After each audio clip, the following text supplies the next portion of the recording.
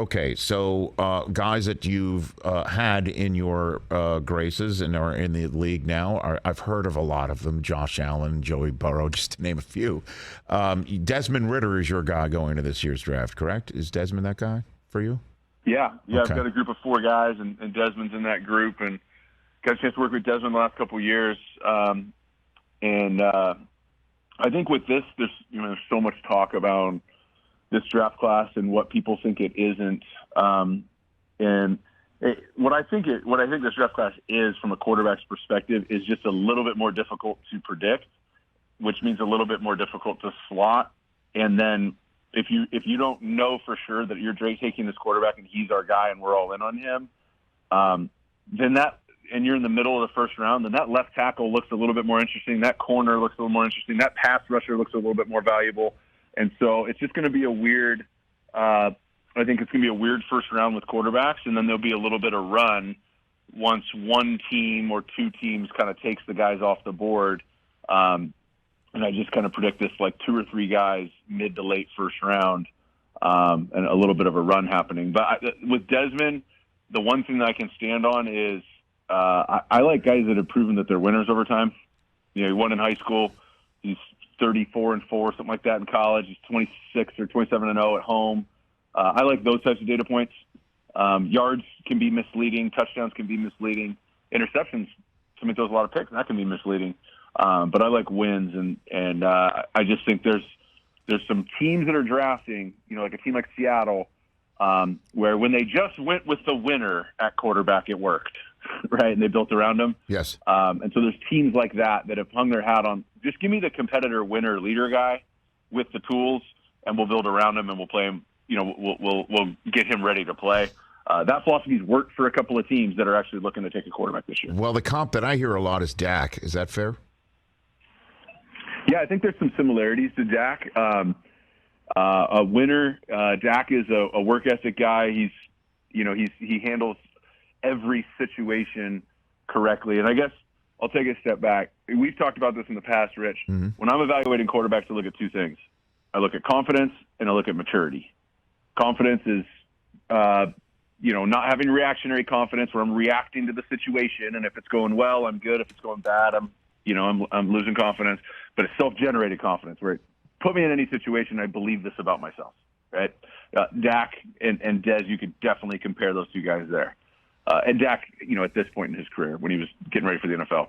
But the maturity side of things is where I really see a comparison with Dak and Dez. So Dez grew up very, very quick. Man of the house when he was little. His mom had him when she was 15 years old. So just a lot of life happened for Dez at a very, very young age. And this is a kid who's never been in trouble, always gotten good grades, Mr. Volleyball in the state of Kentucky when he picked up a new sport, and then takes over this program and they're getting hot and they turn it around, and he just never lost a game at home and has handled all these situations so well. Dak, he's had a lot of loss in his life, right? His mother, recently his brother, coming out of college and then transferring out, getting thrown into a brand new situation. He was a number 3 quarterback on the depth chart with the Dallas Cowboys heading into that year. Romo gets hurt in a preseason game. Kellen Moore breaks his ankle in practice.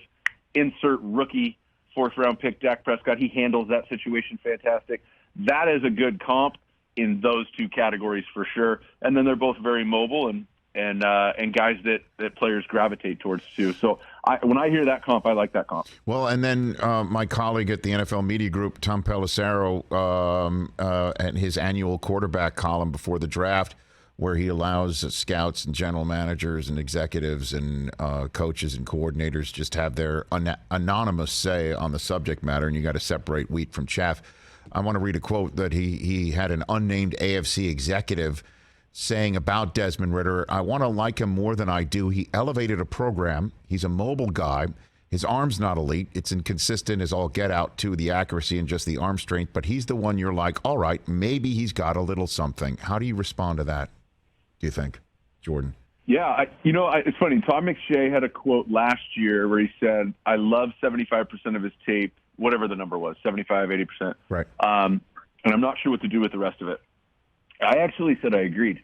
So when I look at Dez, and this is for any quarterback, when you take somebody in the first round, you're basically the media and fans and most people, I would say, have an amateur, perspective on the quarterback position and what it takes to get good. Mm-hmm. They want to sit here and go, well, how is he entering the NFL? Because if he has to play as a rookie, well, how is he going to play? Well, the reality is most of the first-round picks in any draft, if you put them right away in a bad situation, it's not going to go very well, right? Some of them will outplay it. I'd say Deshaun Watson as a rookie elevated a team from day one. Yes. But Patrick Mahomes would not have. Ask Patrick Mahomes how he thinks he would have done week one as his rookie year. Ask him how he thinks that year would have gone. But most of these guys, they got to get in and get settled a little bit.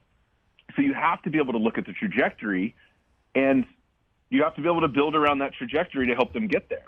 And so I believe, and I've said this for a long time, that most teams, if you put a list together of all the quarterbacks that people think are busts, right, that that guy was a bust, I believe that more teams busted on developing that player than that player was just a bust, right? There's too many guys that have had success elsewhere, right? Look at Ryan Tannehill had success again. I'm predicting that Marcus Mariota is going to do really well this year in Atlanta. So these types of things where, they just, at that point, in that situation, no, they didn't handle it well. So I got to look at the trajectory. And it's the same reason why everybody thought I was crazy when I said that Josh Allen was going to be what he is. Okay, how are they right now entering this draft cycle? But then what is missing about his game? And then does he have a plan in place to get there? And I would say with Desmond Ridder, throws to the left, some balls outside to the right, down the field beyond 30 yards, intermediate accuracy with internal. Yeah, there's just these little things where you go, I'd like to see him get cleaner there.